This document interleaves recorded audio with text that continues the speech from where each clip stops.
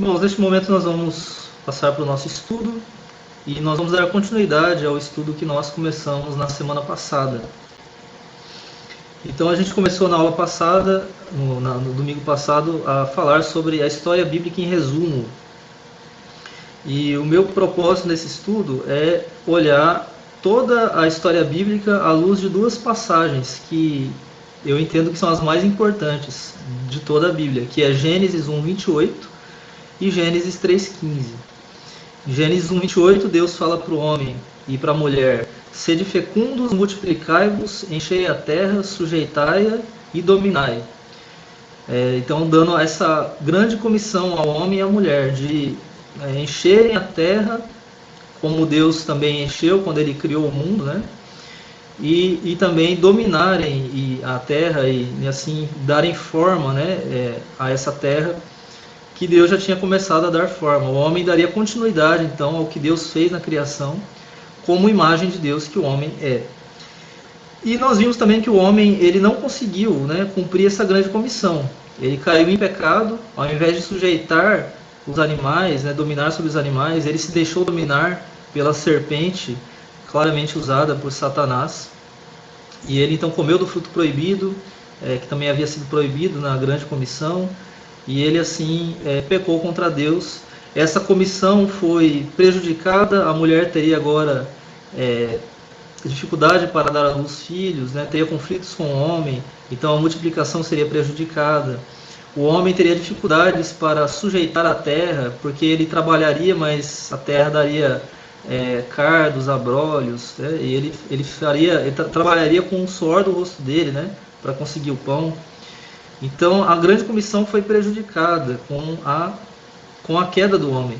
Mas ela não foi abandonada por Deus. Deus inclusive faz a promessa em Gênesis 3:15 de que haveria uma inimizade entre a mulher e a serpente, e entre a descendência da mulher e a descendência da serpente.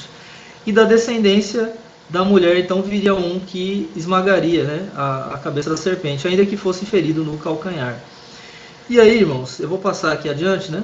A gente falou tudo isso daí. E aí, assim, toda a história bíblica posterior, ela é então a história desse conflito entre a descendência da mulher e a descendência da serpente. Até que vem então o descendente da mulher que vai ferir a cabeça da serpente. Esse descendente é Cristo. E ele vai fazer isso para que a imagem de Deus seja restaurada no homem. E o homem, então, como imagem de Deus, possa encher e dominar a terra, como é o propósito de Deus desde o início, né? E assim trazer o reino de Deus para a terra. E aí nós já vimos, irmãos, nessa história posterior, que Deus ele vai repetir, né? As pessoas não obedecem à comissão também antes do dilúvio. Deus vai trazer o dilúvio sobre a terra. Ele repete a comissão de Gênesis 28 para Noé, lá em Gênesis 9. Noé e os seus descendentes também não obedecem à comissão. Deus então chama Abraão e os patriarcas, e ele repete a comissão para eles. E nós vimos que essa comissão começa a ter um cumprimento inicial quando Israel está no Egito. Então eles se multiplicam lá, eles enchem a terra do Egito. E aí nós vimos como Deus tirou Israel então do Egito, né, através das 10 pragas, o êxodo, a passagem pelo Mar Vermelho. E nós já falamos disso na aula passada.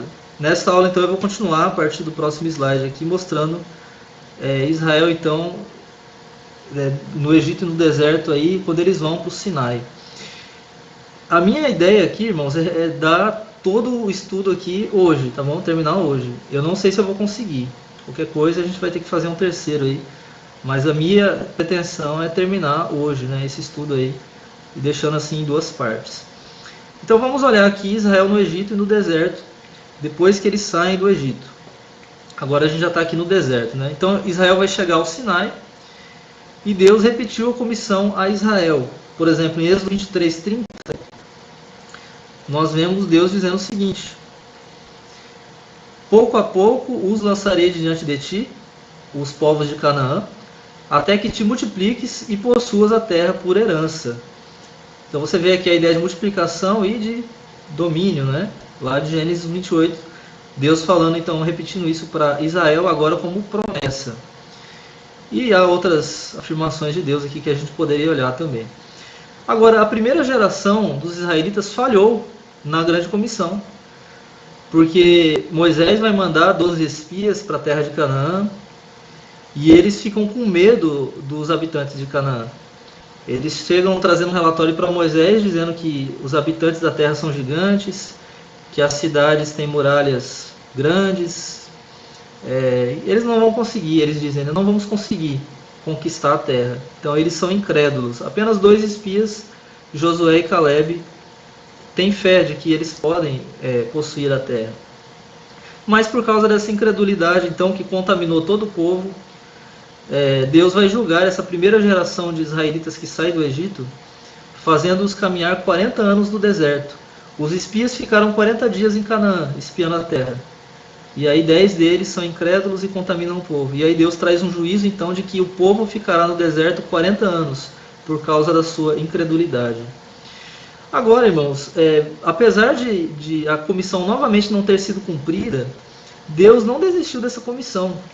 E ao anunciar o juízo, ele anuncia também a comissão, no sentido de que ela será cumprida no futuro. Lá em Números 14, verso 21, Deus diz o seguinte, porém, tão certo como eu vivo, e como toda a terra se encherá da glória do Senhor, e ele anuncia o juízo sobre aquela geração. Mas veja que ao anunciar o juízo, ele já faz a promessa que um dia a terra se encherá da minha glória, ele diz.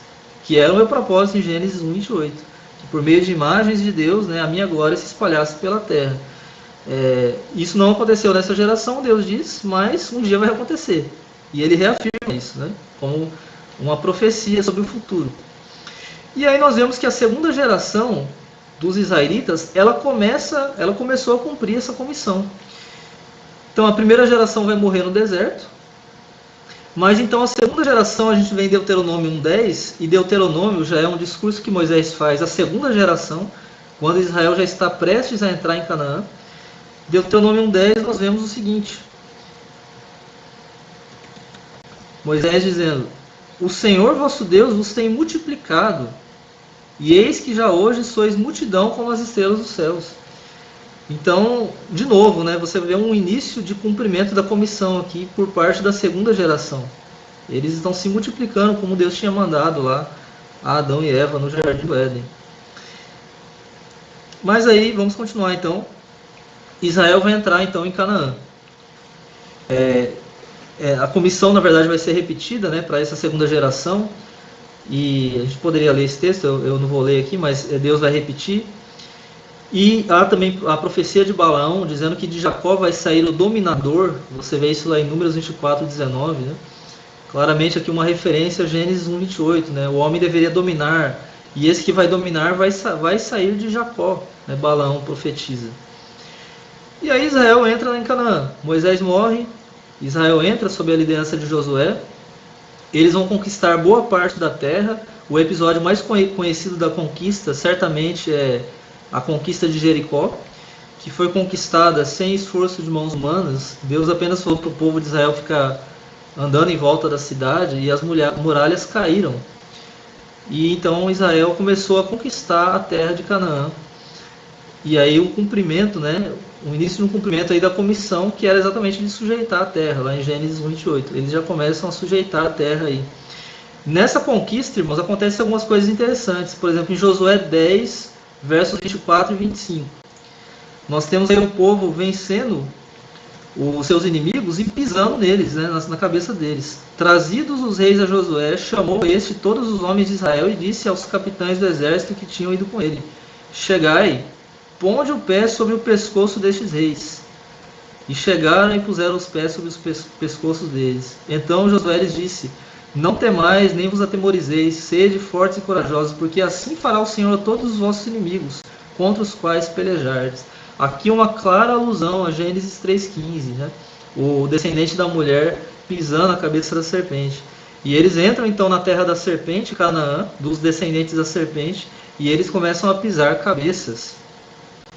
E outra coisa, Josué 18:1 vai dizer que há um cumprimento inicial aqui da comissão.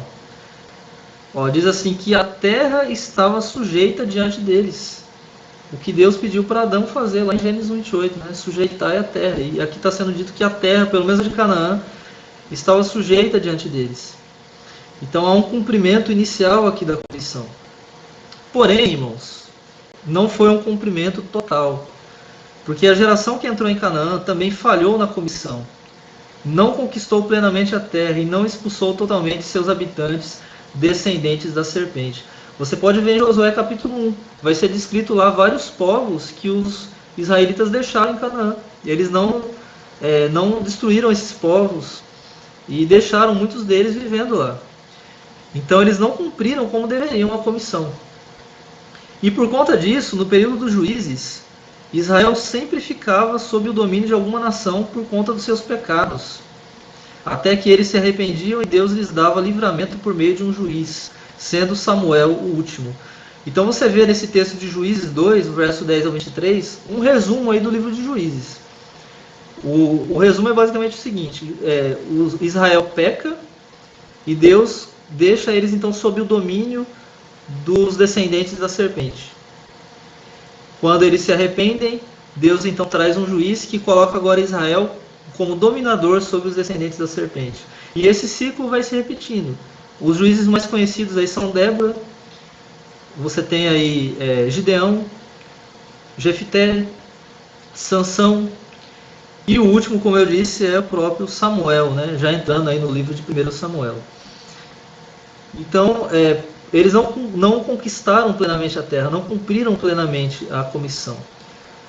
Mas apesar disso, a gente vê aqui nessa época, né, mulheres ferindo a cabeça do inimigo, numa alusão aí a Gênesis 3,15. É muito interessante esses textos, né? Por exemplo, em Juízes, capítulo 4, versos 17 a 24, você vê Jael, uma mulher, matando Císera, descendente da serpente, aí, com uma estaca na cabeça dele, ferindo a cabeça da serpente, ou do descendente da serpente. Em Josué capítulo 9, nós vemos que uma mulher joga uma pedra de cima da muralha sobre a cabeça de Abimeleque, e a cabeça dele é esmagada, né? E Abimeleque, naquele contexto, era um descendente da serpente. Então nós vemos aqui um cumprimento inicial também de Gênesis 3,15, nessa época. Bom, aí nós entramos na era do reino de Israel. No tempo de Samuel, que foi o último juiz, Saul foi escolhido como o primeiro rei de Israel. Você vê isso aí em 1 Samuel, capítulo 9 e 10. Eu esqueci de colocar aqui a referência. Mas o que aconteceu? Esse Saul, ele foi alguém que desobedeceu a Deus. Samuel deu a ele a ordem, em nome de Deus, de que ele destruísse a descendência da serpente, que no contexto lá eram os descendentes de Amaleque, que lá, quando o povo de Israel saiu do Egito, Amaleque foi lutar contra eles. Isso está, se eu não me engano, em Êxodo 17. Eles lutam contra Amaleque e Deus disse que ele ia eliminar Amaleque debaixo do céu. Deus disse isso lá. E era esse o momento disso acontecer, de Amaleque ser completamente eliminado, de a descendência da serpente ser destruída. Só que Saul não fez isso. Ele poupou o melhor dos animais e poupou o próprio rei, Agag, dos amalequitas. E por causa disso ele foi então rejeitado por Deus. Ele não feriu a serpente como deveria. Ele falhou nessa tarefa. E ele vai ser sucedido por Davi. Davi, pastor de ovelhas, músico, foi ungido por Samuel em 1 Samuel 16 como rei. E Davi feriu a serpente na cabeça, né? A gente vê a história de Golias. Vou até abrir aqui, 1 Samuel 17, 49. 1 Samuel 17, 49.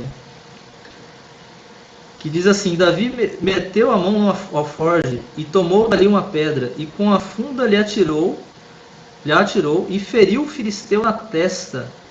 A pedra encravou-se-lhe na testa e ele caiu com o rosto em terra. E isso vai ser repetido várias vezes no texto, né, de que Davi feriu ele na testa, na cabeça. Então Davi, um descendente aqui da mulher, ele vence aí a serpente, ferindo ela na cabeça. E ele então se torna o rei de Israel.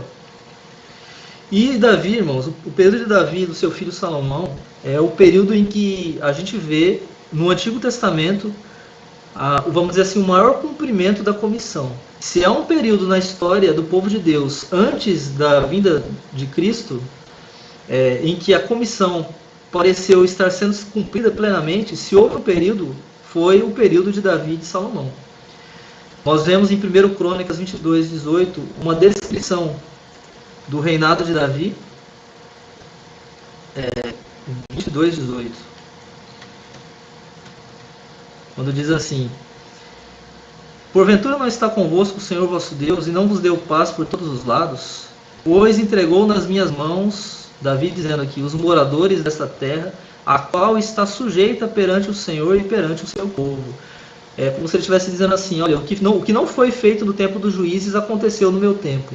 A terra agora foi sujeita, Davi diz. Como se a comissão de Gênesis 1:28 estivesse cumprindo. E também isso acontece com seu filho Salomão, 1 Reis 4:24-25. Quando diz assim, sobre Salomão: porque dominava sobre toda a região e sobre todos os reis aquém do Eufrates, desde Tífisa até Gaza, e tinha paz por todo o derredor. Judá e Israel habitavam confiados, cada um debaixo da sua videira e debaixo da sua figueira, desde Dan até Berseba, todos os dias de Salomão. Então, Salomão dominava, né, diz aqui. A ideia lá de Gênesis 1:28, o homem deveria dominar. Ele domina, e o domínio dele se estende exatamente o território que Deus tinha prometido para Israel quando ele saiu do Egito, né? Começando no Eufrates até o sul, aí, até Gaza. Então, foi o momento que parecia que a comissão estava sendo cumprida pelo povo de Deus. Se houve um momento, como eu disse, de grande avivamento, né, e de grande cumprimento da comissão, foi no período de Davi e Salomão. Porém, mesmo na época deles, eles não cumpriram plenamente essa comissão, como a gente vai ver aqui. Mas antes de eu falar disso, né, Davi recebe uma repetição da comissão da parte de Deus também, não usando a mesma linguagem, mas dizendo então que um descendente dele reinaria para sempre. Você vê isso em 2 Samuel, capítulo 7, é até conhecida como a aliança davídica, né, a aliança com Davi.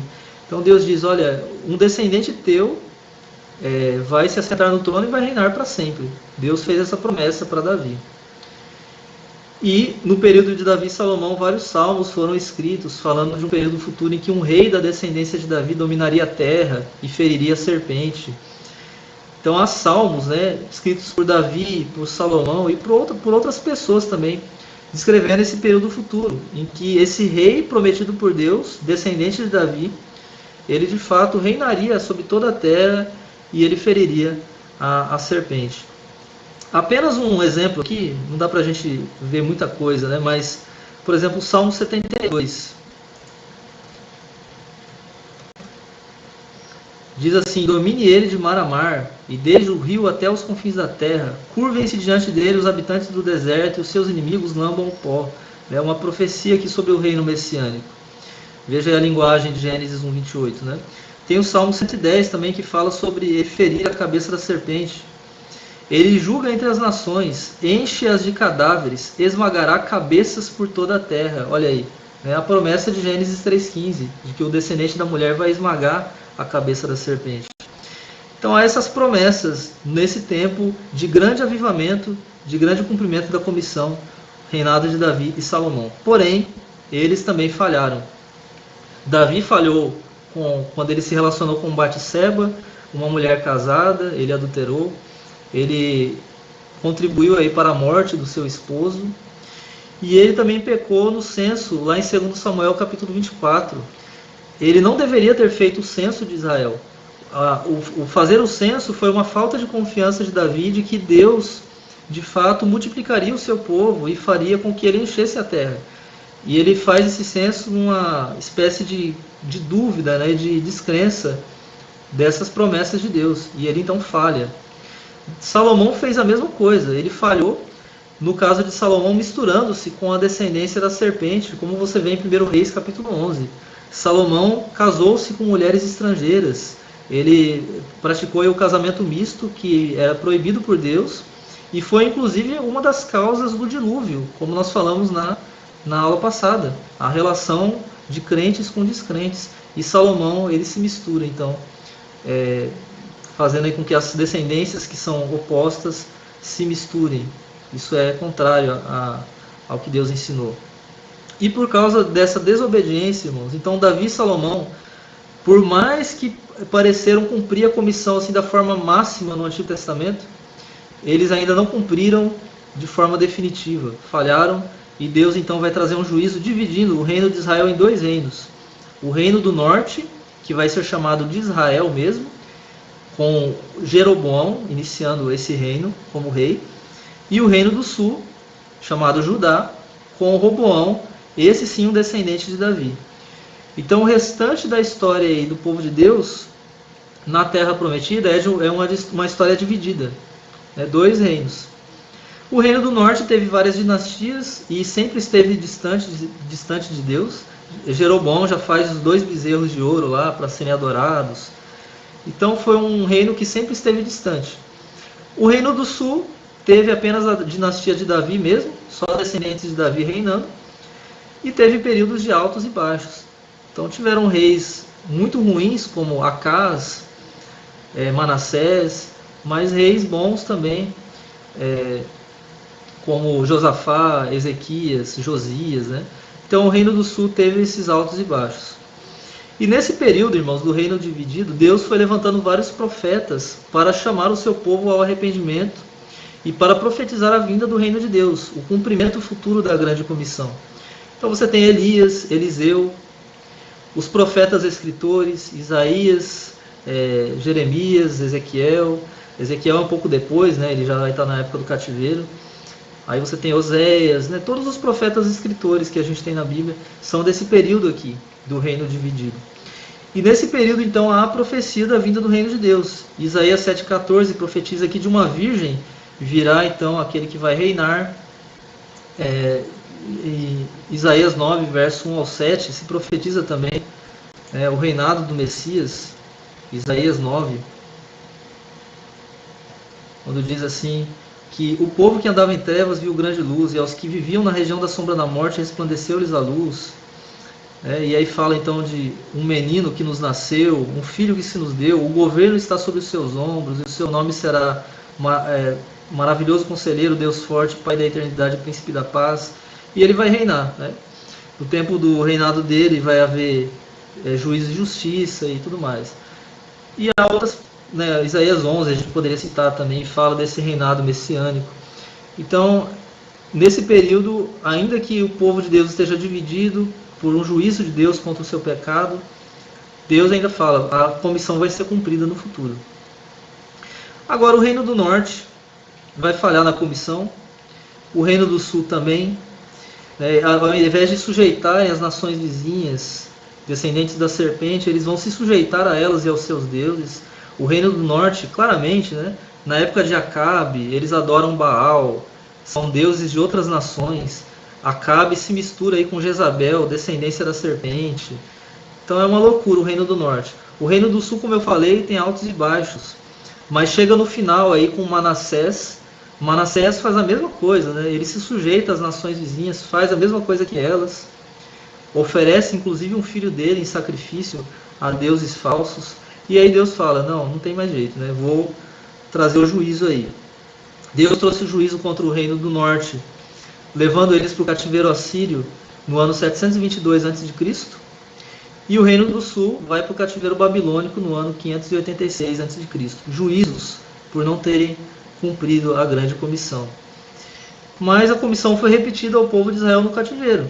Em Jeremias 29:6, você vê aqui, Jeremias 29:6, Isaías repetindo a grande comissão. O povo está no cativeiro e ele diz assim, tomai esposas e gerai filhos e filhas.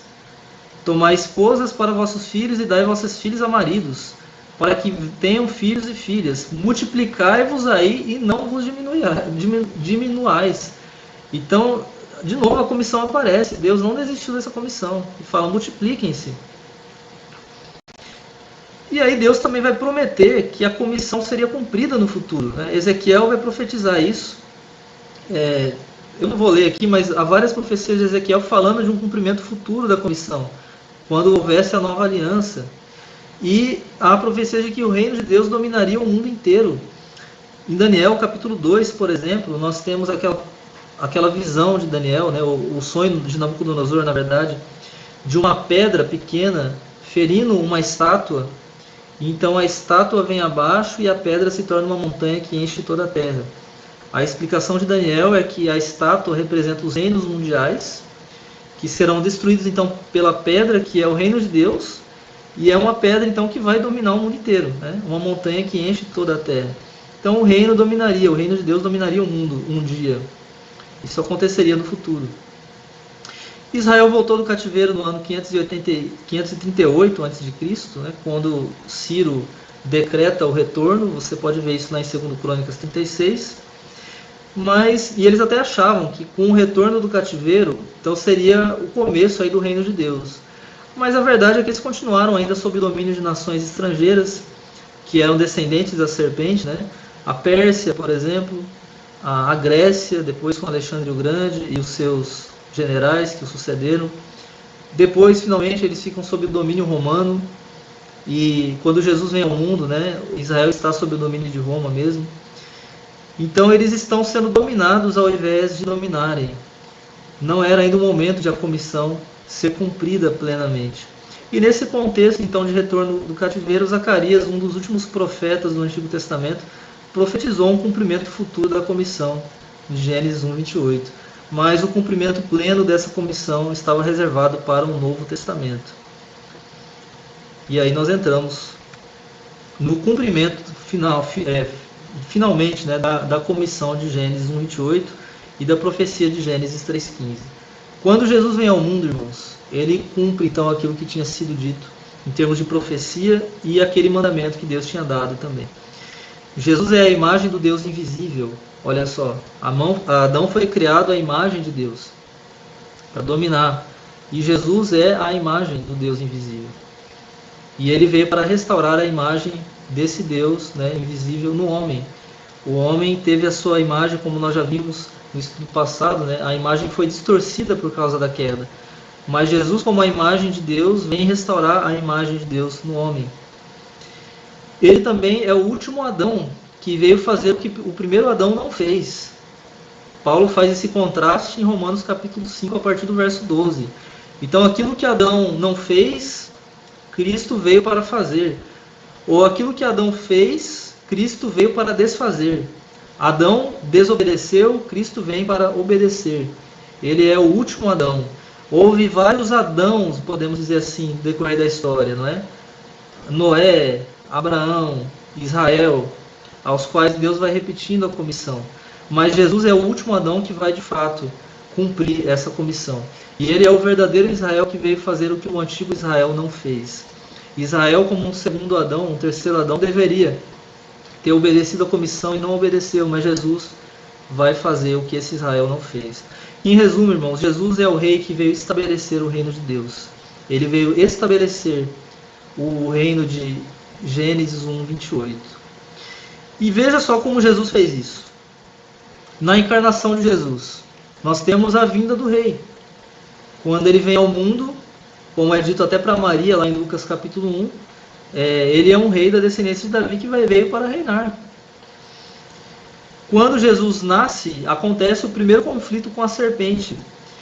Nós vemos em Apocalipse capítulo 12, em uma linguagem figurada, uma mulher vestida do sol, a lua debaixo dos pés, 12 estrelas na cabeça, uma representação de Israel, mas na figura de uma mulher, lembrando aí de todas as matriarcas do povo de Deus, desde Eva, passando por Sara, Rebeca, Raquel, Ana, todas as grandes mulheres, né, Débora, aquelas mulheres do Antigo Testamento, finalmente concluindo em Maria, como aquela que daria a luz, a verdadeira mulher, né, que daria a luz ao descendente da mulher. E então, quando nasce esse filho, o dragão está lá à espera para engolir esse filho, né, essa serpente. Então você vê aí o primeiro conflito do descendente da mulher com a serpente. E isso aparece em termos figurados em Apocalipse 12, né? Mas a gente sabe que aconteceu algo histórico mesmo. Quando Jesus nasce, Herodes, como descendente da serpente, tentou matar Jesus, mas não conseguiu. Há então a fuga para o Egito. A família de Jesus vai com ele para o Egito, foge então de Herodes. E há então o êxodo do Egito como novo Israel. Jesus volta para Israel depois com a sua família. E ele então, tudo que ele está fazendo aqui é como um novo Israel mesmo. Aquilo que Israel experimentou, Jesus vai experimentando. Ele vai recapitulando a história de Israel em si mesmo. No seu batismo, Jesus é ungido com o Espírito Santo como rei, assim como aconteceu com Davi. Na sua tentação, durante 40 dias no deserto, há um segundo conflito com a serpente. Há esse embate que a serpente tenta fazer Jesus cair em pecado, e assim anular a sua missão neste mundo. Mas Jesus vence todas as tentações. Ele não cai na tentação de transformar as pedras em pães, nem a tentação de adorar Satanás para receber os reinos deste mundo, e nem a tentação de se lançar do pináculo do templo para que os anjos o segurassem. Não, ele vence. Ele vence, passa no teste, ao contrário de Adão e de Israel. Adão caiu com Eva lá no Éden. Israel também caiu em toda a sua história, como nós vimos. Mas Jesus, como o novo Adão, como o novo Israel, ele passa no teste. E então ele tem um ministério com autoridade sobre a criação física e espiritual, onde ele diz que o reino de Gênesis 1:28 chegou e crescerá. Então esse reino, quando ele faz milagres, ele diz: olha, se eu expulso demônios pelo Espírito de Deus, isso significa que o reino de Deus chegou. É certamente a chegada do reino de Deus sobre vós. E esse reino, ele vai crescer. João Batista disse isso lá em João capítulo 3, verso 30, quando ele diz que é necessário que ele cresça, Jesus, e eu diminua. Porque o pessoal fala: olha, aquele Jesus lá que você batizou está fazendo mais sucesso que você. E aí João diz: mas é isso mesmo, Ele é que deve crescer e eu diminuir. E Jesus também fala sobre isso, quando ele diz que o reino de Deus é como uma semente de mostarda, que é a menor das sementes, mas depois se torna a maior das hortaliças. Então o reino de Deus crescerá, Jesus diz, e será o maior de todos. Jesus depois é crucificado e morto, Esse é o momento central aqui da vida de Jesus e do Evangelho, a sua morte. E aqui é quando acontece o grande conflito com a serpente. Houve outros durante a vida de Jesus, como nós falamos, mas na sua morte é o momento mais importante. E é quando de fato se cumpre Gênesis 3,15. Porque Jesus é ferido no calcanhar pela serpente, ele morre e foi a serpente que o levou à cruz, através de Judas, como nós vemos nos evangelhos. O diabo entrou em Judas para trair Jesus, para entregá-lo às autoridades, para que Jesus fosse crucificado. Foi o diabo que levou Jesus para a cruz. Foi ele que feriu o calcanhar. O que ele não sabia é que ao ferir o calcanhar de Jesus, Jesus ia dar um pisão na cabeça dele. E como diz Colossenses 2,15, na cruz Jesus, ele despojou principados e potestades. Quando ele foi morto na cruz, os pecados do povo de Deus foram pagos. E agora o diabo não tinha mais como acusar o povo de Deus, como ele fez lá com Jó, em Jó capítulo 1. Ele perdeu o seu acesso ao céu depois disso.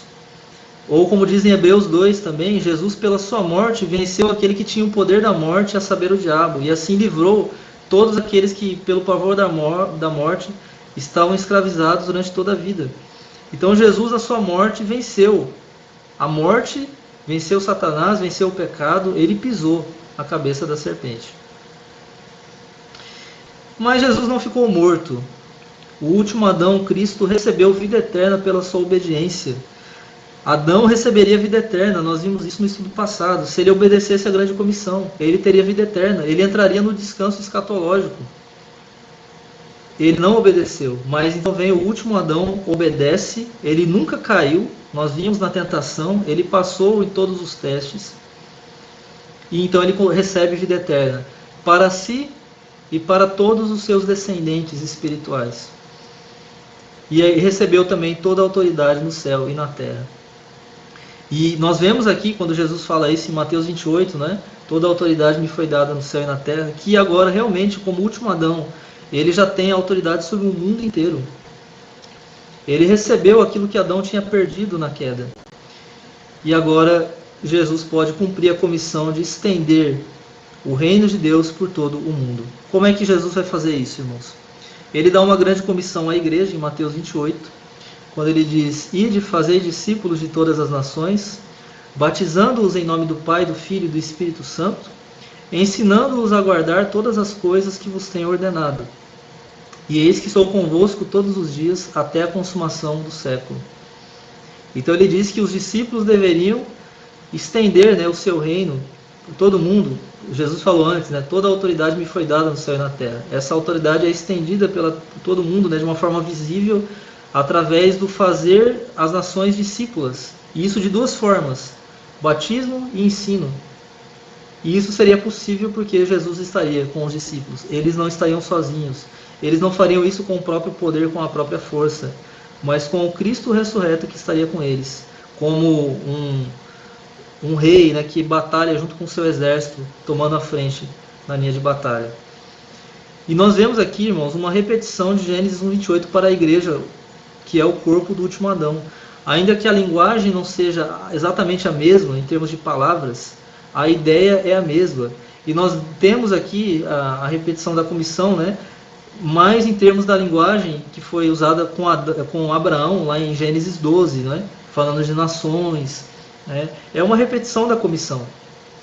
E a igreja, então, recebe como corpo de Cristo essa incumbência de ser fecunda, multiplicar, encher a terra, sujeitar e dominar, estendendo o reino de Deus por toda a terra. Jesus fala isso em Atos 1:8 também, né? Quando ele diz: sereis minhas testemunhas, tanto em Jerusalém como em toda a Judéia e Samaria e até os confins da terra. E quando Jesus sobe aos céus, na sua ascensão, ele se assenta no trono e passa a reinar, e aí o reino começa de fato, né? Então ele se assenta lá acima de todo principado, potestade e poder, e os principados e potestades têm que sair do céu, né? A serpente foi expulsa do céu e presa. Você vê isso em Apocalipse 12, quando o filho varão da mulher sobe ao céu, o diabo tem que sair, e ele sai.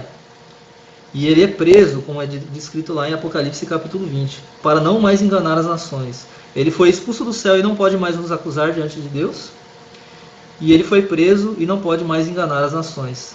Agora o Evangelho pode percorrer o mundo, né, livremente aí, e dominar todas as nações. E para isso, irmãos, Jesus então derrama o seu Espírito, né, assentado à destra de Deus como rei, já está reinando como descendente de Davi, e o reino dele jamais terá fim. Ele agora derrama o seu Espírito sobre a igreja. E o juízo de Babel então é revertido.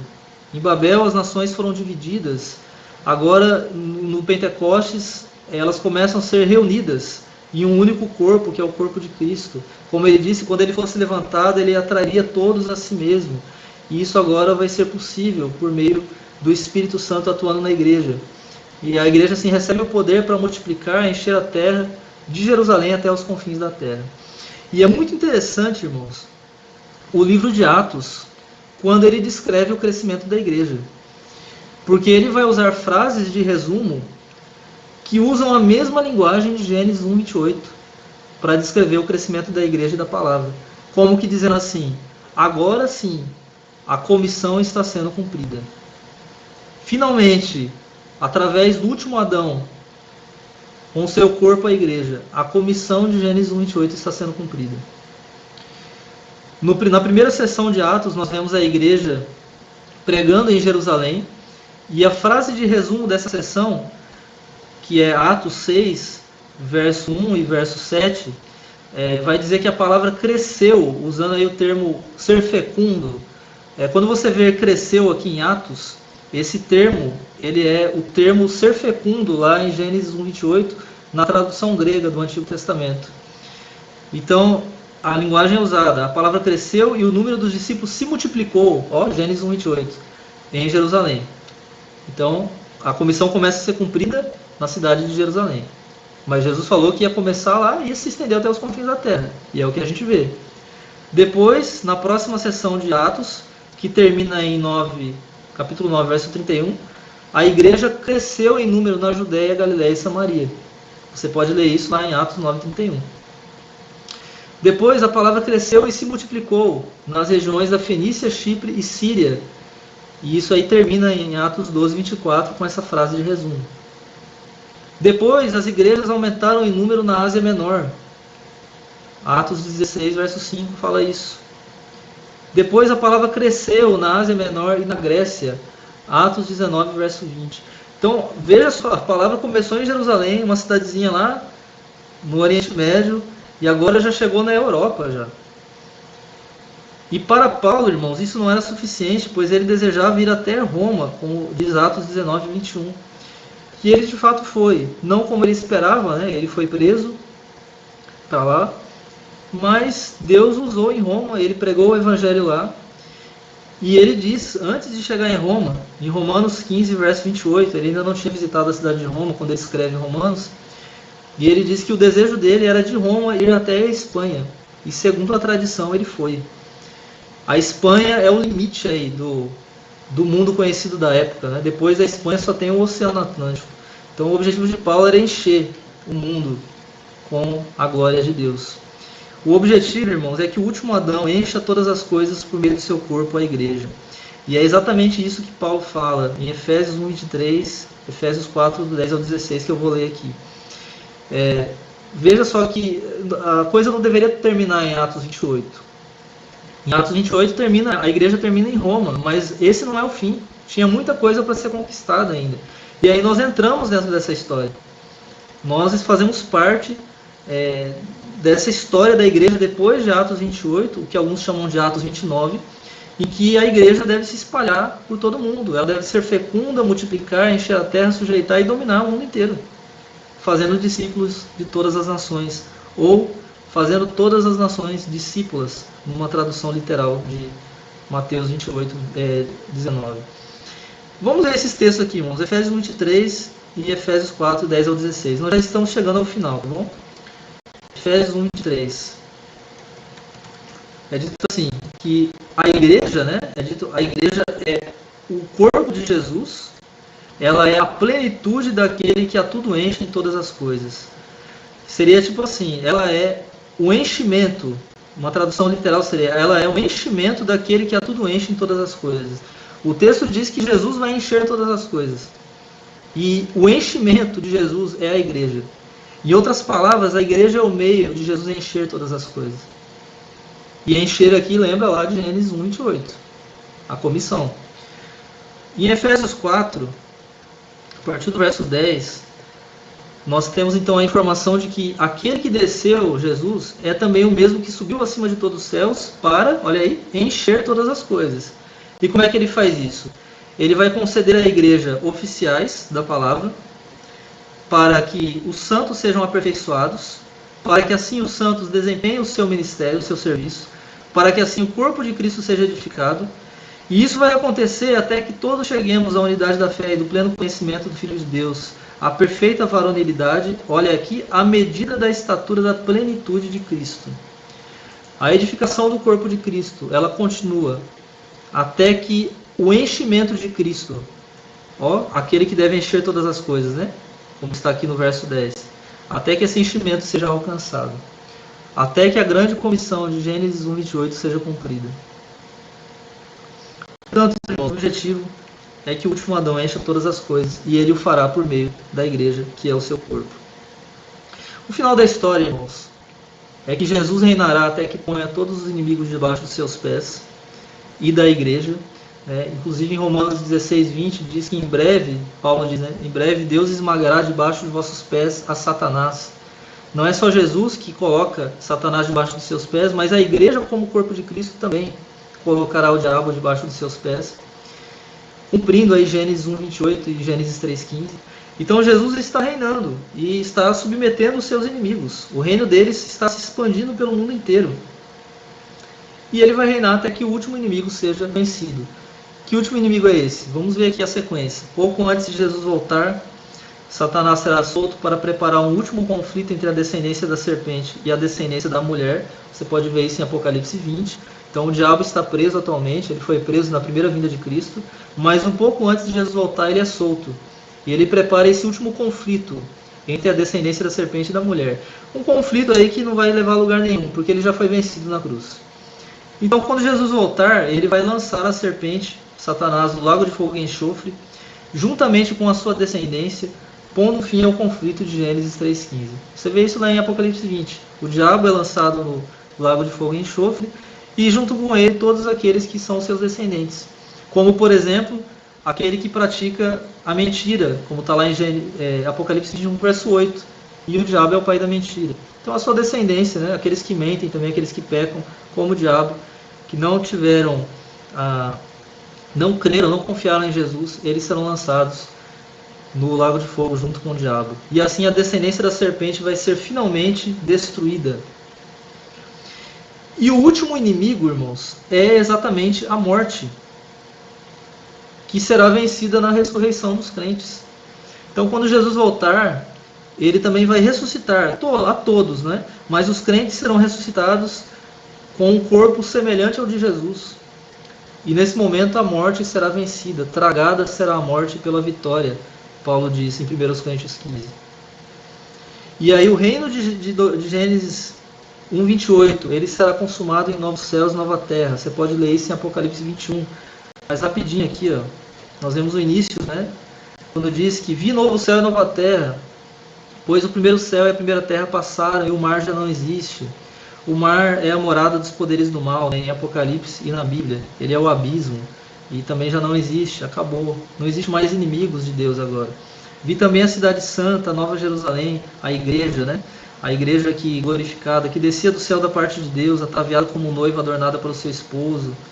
Então ouvi grande voz vinda do trono dizendo: eis o tabernáculo de Deus com os homens, Deus habitará com eles. Eles serão povos de Deus e Deus mesmo estará com eles. E lhes enxugará dos olhos toda lágrima, e a morte já não existirá, já não haverá luto, nem pranto, nem dor, porque as primeiras coisas passaram. E a gente vê ainda que o Deus triuno reinará e dominará, e a imagem de Deus reinará com ele, entrando no descanso eterno. A Bíblia termina, irmãos, mostrando que finalmente a nova humanidade reinará sobre toda a terra, como era o propósito de Deus em Gênesis 1:28. Veja essa conclusão aqui. Então me mostrou o rio da água da vida, brilhante como cristal, que sai do trono de Deus e do Cordeiro. Você tem Deus, você tem o Cordeiro. O rio da água da vida é o Espírito Santo, como está lá em João capítulo 7, a partir do verso 37. Então você tem toda a trindade aqui. E diante desse trono, olha só, nela estará, na cidade de Deus, estará o trono de Deus e do Cordeiro. Os seus servos o servirão, contemplarão a sua face, e na sua fronte está o nome dele. Então já não haverá noite, nem precisam eles de luz de candeia, nem da luz do sol, porque o Senhor Deus brilhará sobre eles, e reinarão pelos séculos dos séculos. Eles estarão diante de Deus reinando, né, um trono, o trono de Deus e do Cordeiro, com o Espírito Santo também, mas eles estarão reinando junto com Cristo.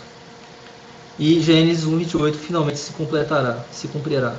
A igreja dominou o mundo inteiro, ela foi fecunda, multiplicou, encheu a terra, sujeitou, dominou, e agora ela está reinando eternamente, dominando eternamente sobre a criação, como corpo do último Adão, que é Cristo. E esse é o fim da história, irmãos. E aí a igreja entra no descanso eterno. Aquilo que Adão experimentaria se ele tivesse cumprido a comissão, entrando então no descanso eterno, como Deus descansou das suas obras no sétimo dia. Isso acontecerá com a igreja. Depois de ela cumprir a sua missão neste mundo, ela também entrará no descanso eterno, reinando assim junto com Cristo, como nós vimos. Diante disso, irmãos, estou terminando, viu? Deixa eu fazer aqui algumas conclusões e uma aplicação bem rapidinho. O que a gente aprende então do que a gente viu? Primeiro, Deus nunca desistiu de seu propósito para o homem, manifestado em Gênesis 1:28. Esse propósito ele percorre a Bíblia inteira. Inclusive em Gênesis 3:15 também, que é, vamos dizer, essa comissão depois da queda, né? Gênesis 3:15 é isso. Mas Deus nunca desistiu desse propósito. Após a queda, a comissão de Gênesis 1:28 foi dada tanto como mandamento quanto como promessa. É o que a gente chama de pacto da graça. Deus exige aquilo que Ele nos dá condições de fazer. Ele exige fé, Ele exige arrependimento, mas Ele nos dá essas coisas. Ele exige que nós dominemos o mundo, mas Ele diz: eu vou estar com vocês para isso. Então isso é o pacto da graça, né? Apesar de algumas figuras do Antigo Testamento terem cumprido inicialmente ou parcialmente a comissão de Gênesis 1:28, ninguém conseguiu cumpri-la plenamente. Nós vimos isso. Adão falhou, Noé falhou, Israel, né, falhou, mas então vem o último Adão, Cristo, que é o único que cumpriu e cumprirá plenamente a comissão de Gênesis 28. Ele cumpriu essa comissão em Gênesis 3,15, né, ou melhor, a comissão em Gênesis 3,15 ele cumpre na sua cruz de uma forma definitiva, ainda que não final, porque vai ter uma batalha final, como a gente já mencionou, mas o diabo já foi vencido na cruz, e ele vai cumprir essa comissão. Como? Ele cumprirá ela através do seu corpo, que é a igreja. E aqui nós entramos, irmãos. Nós é que vamos fazer isso. E aí talvez você diga, isso não é possível porque todas as figuras do Antigo Testamento falharam. Pois é, mas isso é possível porque agora quem está cumprindo isso é o último Adão, é Jesus. Fazendo isso através de nós que somos o seu corpo. Nós somos instrumentos, mas quem está fazendo isso é Ele. O livro de Atos, irmãos, não é o livro de Atos dos apóstolos. É o livro de Atos de Jesus, que opera através da igreja, usando o seu espírito, atuando na igreja. Lá é dito que o livro de Lucas relata o que Jesus começou a fazer e a ensinar, deixando implícito que Atos vai narrar o que Jesus continuou a fazer e a ensinar. Então, o que está acontecendo agora, irmãos, no mundo, não é uma coisa que nós estamos fazendo com a nossa própria força. É Jesus que está fazendo em nós. Ele reinando à destra de Deus é que está cumprindo essa comissão, usando a igreja como um instrumento. E o fim só virá quando a igreja cumprir essa comissão, ocasião na qual Cristo virá para derrotar Satanás e o último inimigo, a morte, por meio da ressurreição. Então, enquanto nós não cumprimos a comissão, irmãos, nós não vamos entrar no descanso. O mundo precisa ser coberto com a glória de Deus. E aí sim, o fim virá. Diante disso, irmãos, eu quero só colocar essa aplicação aqui, tá? Usando aqui 2 Pedro 3 e a gente encerra. Pedro diz, deveis ser tais como os que vivem em santo procedimento e piedade, esperando e apressando a vinda do dia de Deus.